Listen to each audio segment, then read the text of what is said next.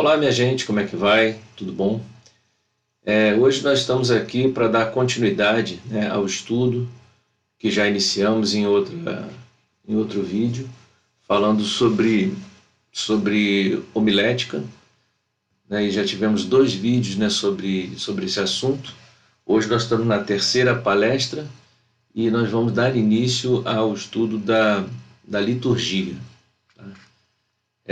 Eu queria nesse momento aqui informar que eu vou fazer uso aqui de algumas orientações, de algumas coisas aprendidas, né, no curso de teologia da Unicesumar, e hoje nós vamos aproveitar algumas informações aqui do livro de Pregações e Práticas Ministeriais, né, elaborado pelo professor e mestre, né, Rafael de Paula, da Unicesumar. Tá? Para a gente iniciar aqui esse comentário sobre liturgia, eu queria aproveitar o que o mestre fala aqui na segunda unidade do livro, falando sobre as formas de adoração e liturgia. Ele cita aqui no Antigo e também no Novo Testamento. Então, só para a gente ter uma noção assim, começar a entrar no assunto, vamos ver então o que se tratava, né? Como é que a liturgia era tratada primeiramente no Antigo Testamento. Diz ele aqui que a adoração no Antigo Testamento estava vinculada ao templo, né? Ao templo e ao sistema de sacrifícios e às festividades judaicas. Tá? Então, só para lembrar, os judeus eles tinham 5 festas, né, que eles comemoravam, né? Era a festa do Purim, era o Yom Kippur, aquela festa do perdão, né? Era a Pessah, a nossa Páscoa, né? O Sukkot, que era a festa das tendas, e Shamuká, festa das luzes. Então essas eram as 5 festas judaicas, e isso está diretamente ligada à liturgia no Antigo Testamento. Era incluído também, né, dentro da liturgia, né, o sábado, né, o sacrifício diário, né, o descanso sabático, já falei aqui, e os 5 primeiros dias do mês. Então, só para resumir aqui, agora eu falo com as minhas palavras,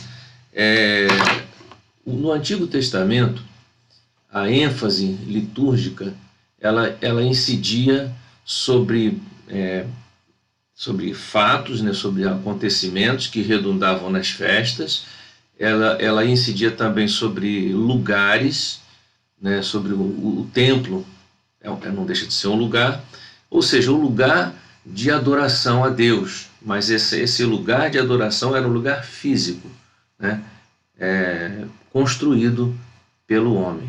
E também, para encerrar essa parte do Antigo Testamento, vai falar também sobre a questão da forma de adoração que precisava ser, era sempre, havia uma necessidade de uma repetição. Por quê? Porque ela não era definitiva, né? Aí, olhando para esse lado, nós passamos a comparar com a liturgia do Novo Testamento. Tá? No Novo Testamento, a coisa muda um pouco, tá?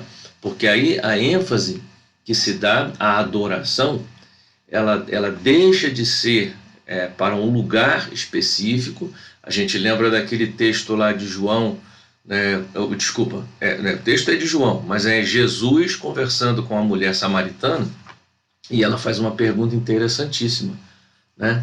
Quando ela diz assim, que os nossos pais, eles sempre adoravam, né, no monte, adoravam no templo, né, em Jerusalém, e vocês dizem, né, que...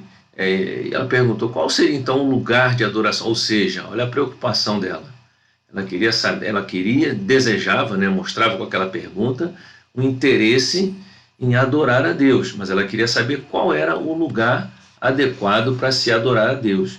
E a resposta de Jesus caracteriza definitivamente, ou seria a nova forma litúrgica para esse novo tempo, né, que é registrada no Novo Testamento, que é a mudança do local de adoração, que já não é mais naquele lugar físico e passa a ser num lugar, digamos assim, construído não por mãos de homens, que seria o templo do Espírito Santo de Deus, que é a pessoa humana.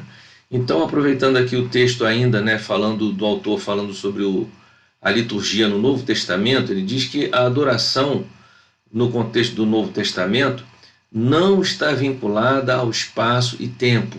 Então, é um erro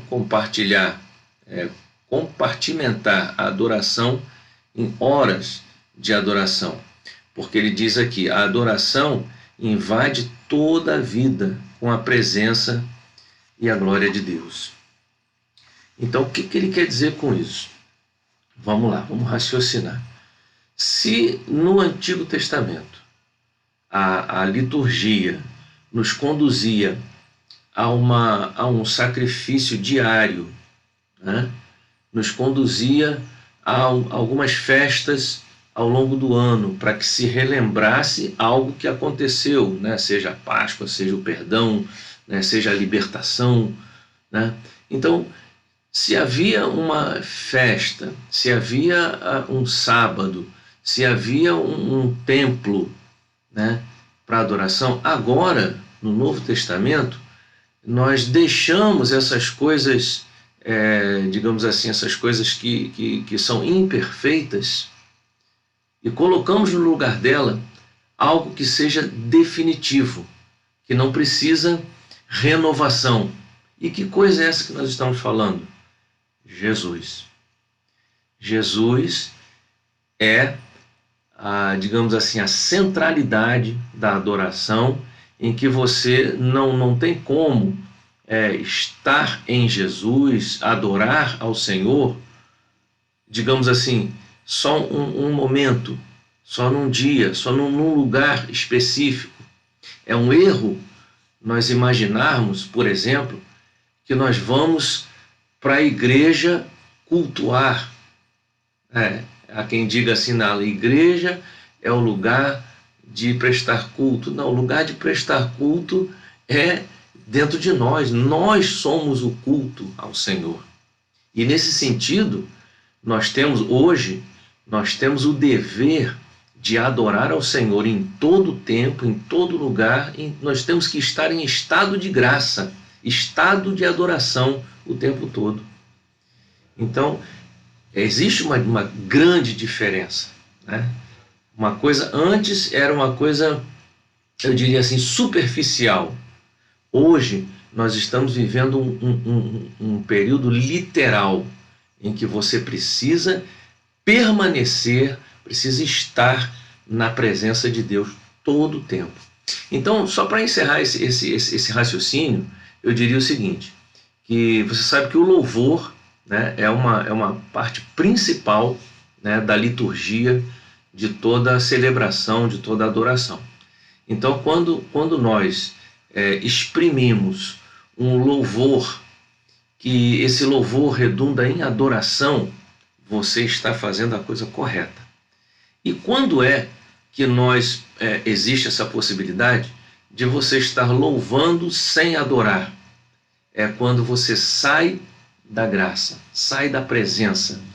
Isso, eu vou dizer assim, por mais que seja assim uma coisa inimaginável, impensável, como é que pode? Eu estou aqui, digamos assim, imaginando, estou dentro da igreja, eu estou cantando, eu estou louvando e eu não estou na presença? Isso é possível? Sim, é possível. Por quê? Porque as pessoas desviam o foco da adoração. Toda vez que você faz isso e você desvia o foco, deixa de direcionar a tua adoração a quem realmente é digno de toda a honra, glória e adoração, e você transfere esse foco para outro lugar ou para outro núcleo, quem sabe, na maioria das vezes, esse núcleo é eu mesmo, né? Ou seja, eu estou estou assim, trabalhando para que o louvor recaia sobre a minha pessoa. Você já viu isso em algum lugar? Então, quando eu atraio o louvor, e a atenção e a adoração para a minha pessoa, eu desviei o foco. Não sou eu que tenho que ser aclamado, não sou eu que tenho que ser adorado, quem tem que ser adorado é o Senhor. Então, quando se faz isso, mesmo estando na igreja, mesmo estando num culto, mesmo estando numa atitude digamos assim, supostamente, né, de louvor e de adoração, você desviou o foco. Então, nesse sentido, você quebra a liturgia, você desfaz todo o trabalho que foi idealizado para que a adoração chegue. Então, por causa disso, nós precisamos ter o cuidado, né, e ter a consciência de que numa celebração, em meio a uma celebração, você não pode ter toda a liberdade para fazer o que bem entender, né? Não, você deve ser fiel à liturgia, fiel ao tipo de adoração. Então, deixa eu explicar um pouquinho melhor o que é isso. De acordo com a adoração que está sendo apresentada, ou a celebração que está sendo apresentada, existem, por exemplo, eu já falei aqui, que uma das áreas importantes da liturgia é justamente a área de louvor, né? A área musical, né? A forma como nós adoramos a Deus através dos nossos louvores.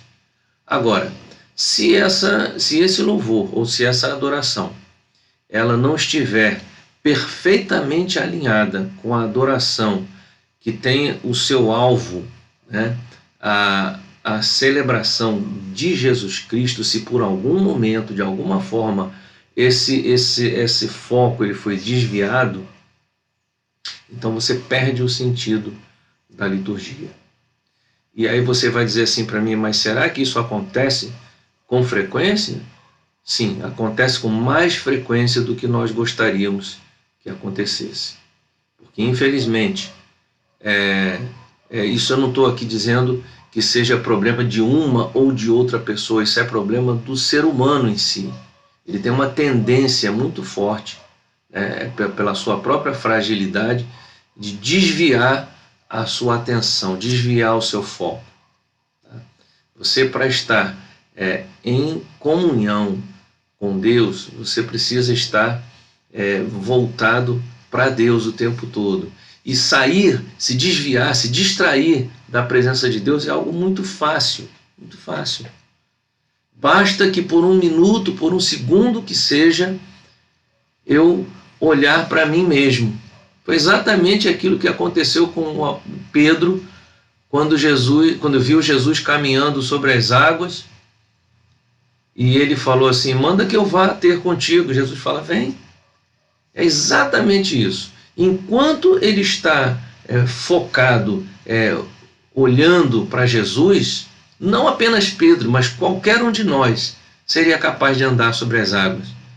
Mas a partir do momento, por um pequeno segundo que seja de distração, ele se acha maravilhado com aquilo que está acontecendo e começa a olhar para si mesmo, aí ele começa a afundar. Eu vou dizer, você vai me perguntar, mas qual é o momento que isso acontece? Não sei. Isso aí cada um vai olhar para dentro de si.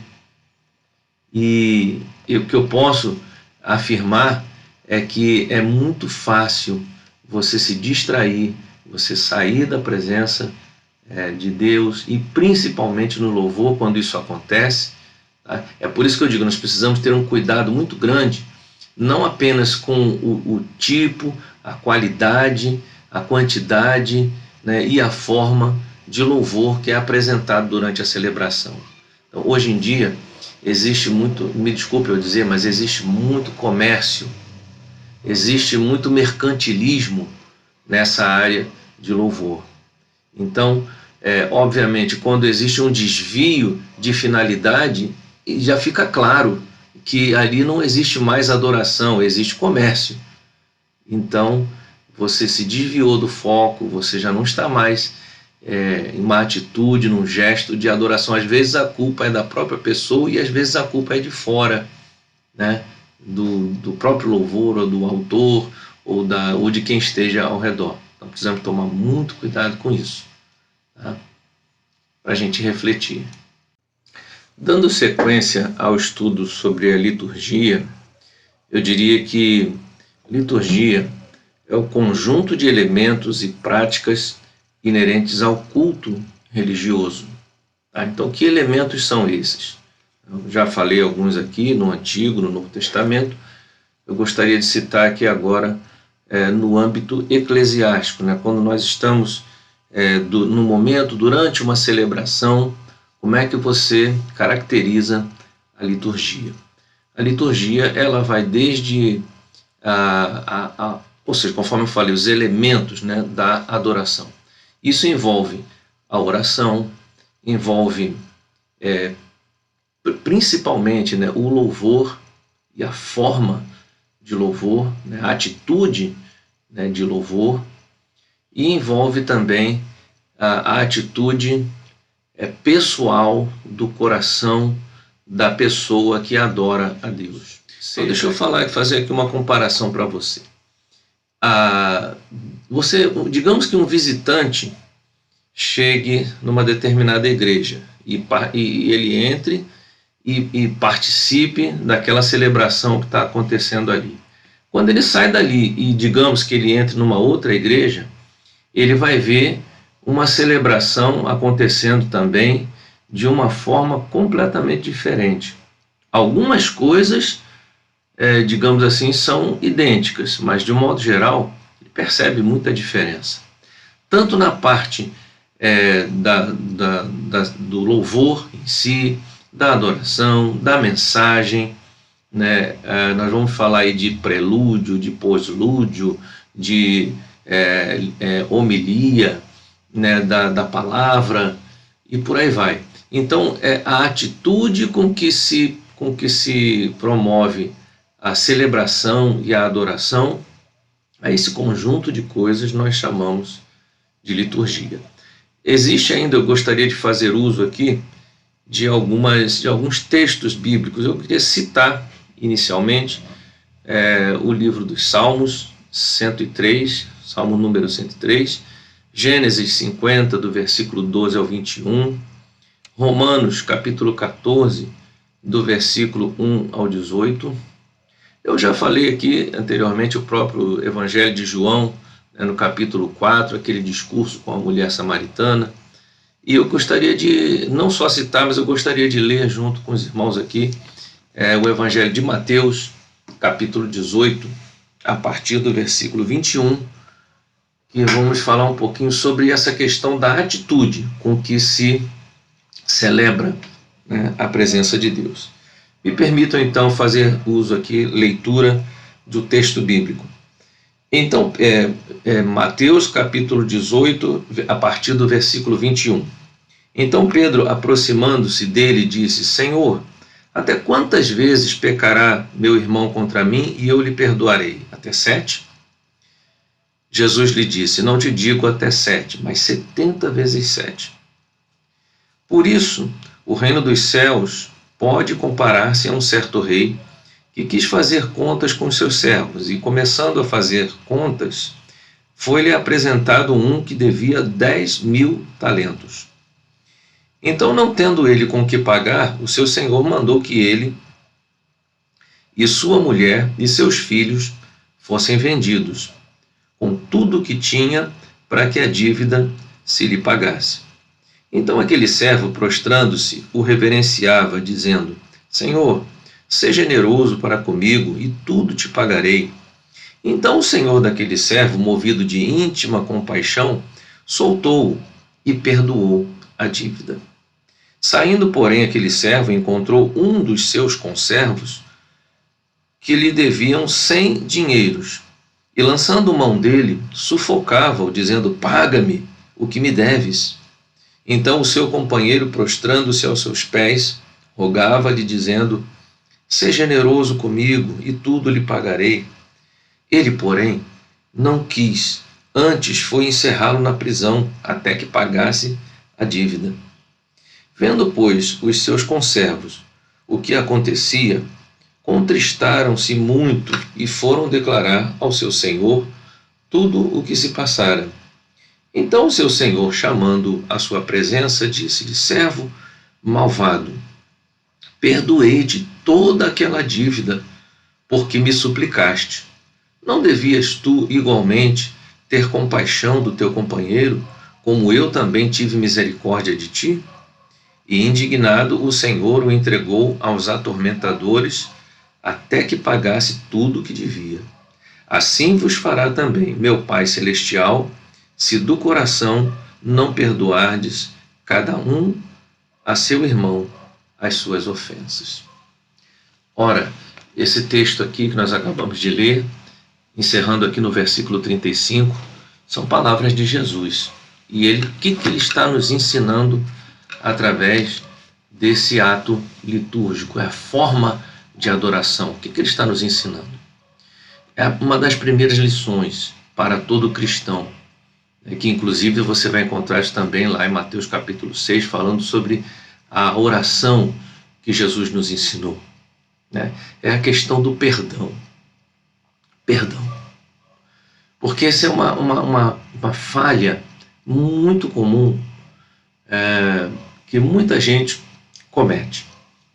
Sabemos que Jesus, conforme já citei aqui num texto anterior, haviam a questão de sacrifícios passageiros. Mas Jesus, no Novo Testamento, ele se apresenta como o sacrifício definitivo. É aquele que não precisa mais substituição. E ele é suficiente para substituir de uma vez por todas a questão da nossa culpa pelo pecado. Então, olha o texto que nós acabamos de ler.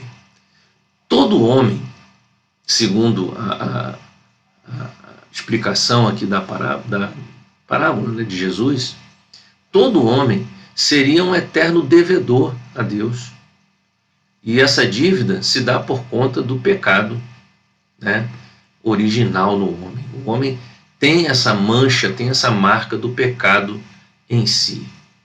Mas diz aqui a história que esse senhor que tinha uma dívida muito alta e ele estava a ponto de ser condenado, ele rogou por misericórdia e o Senhor demonstrou misericórdia por ele, perdoou a sua dívida. E ao sair daí, ele foi lá, encontrou alguém que lhe devia alguma coisa também e fez a mesma coisa. Não, eu peço, meu Senhor, que tu me dê um tempinho, me tenha misericórdia de mim. Ele falou: não, eu quero que você me pague tudo que me der. Ou seja, ele não aplicou a quem lhe devia muito menos, era uma coisa muito ínfima, não teve a mesma misericórdia que ele recebeu quando foi perdoado da sua grande dívida lá perante o Senhor. Então, isso é um exemplo da mais ferrenha hipocrisia que existe no coração do homem. Nós esperamos o favor e a misericórdia de Deus, mas nós não temos o mesmo cuidado de aplicar essa misericórdia na vida de quem está próximo de nós. Nós acusamos, nós cobramos, nós exigimos. E onde está a misericórdia? Onde está Deus? Não basta que fique só em palavras, não basta que eu leia aqui o texto que fala, Senhor, perdoa as minhas dívidas, assim como eu perdoo os meus devedores. Decorar é muito fácil. Ver lá onde é que está escrito, decorar esse texto, isso é muito fácil, qualquer um pode fazer.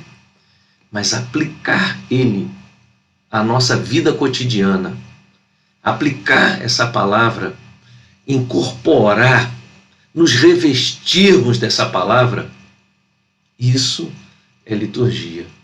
É a liturgia diária, é a liturgia efetiva, em que nós temos que estar inseridos e mergulhados nela. Nada pode nos tirar dessa verdadeira adoração. E qual é o horário da adoração? Qual é o lugar da adoração? Seria, por exemplo, na hora do culto? Seria dentro da igreja, o lugar onde eu tenho que adorar? Não, é ali também. Mas eu preciso adorar o tempo todo, em todo lugar, em todo instante, toda vez que alguém esteja próximo de mim, se aproxima de mim e precise da minha ajuda, precise da minha misericórdia, eu preciso estar pronto. Isso é a verdadeira adoração, isso é a forma de liturgia que nós devemos ter, né, em toda a nossa vida.